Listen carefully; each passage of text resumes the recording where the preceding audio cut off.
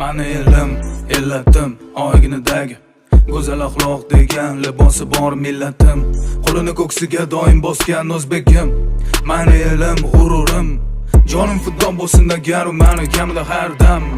Salomatligi bor, oqibatda oxiridagi moddam. Xotirjam o'zbegim, mani millatim, donishmand devonxonam. Bu yerlarni kezdi bo'lib qaryon ahli xarobotilar.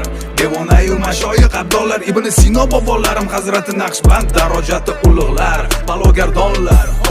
Terani koinot sirlarini bilishni istar hamon bu odam zot. Hozirgi kunda ham noayyon bardavom. Endi aniqlanayotgan bashoratni bilar edi kim? Ulug'bek bobom. O'zbegim, mani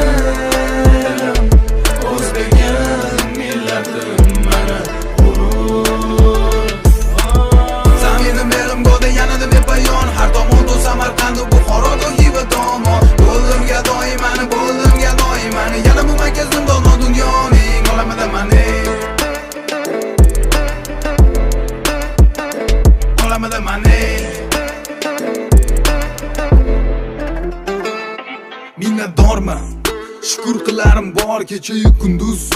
Ota-onamning bergan tarbiyatini haqini ado etib bo'lmas ekan hanuz. Nechun ular bunday mehribon, borliklari bir ulug' inom. Farzandining aybini yashirish va afv etishda bardavom.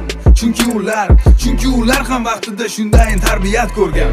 Padar buzurglarimga, ota bobolarimdan yaxshilik, go'zal muomala, halim bo'lish va qolaversa kechirimli bo'lish degan omillar meros bo'lib qolgan.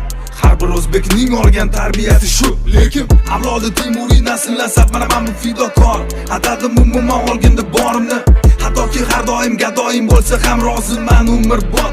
O millatim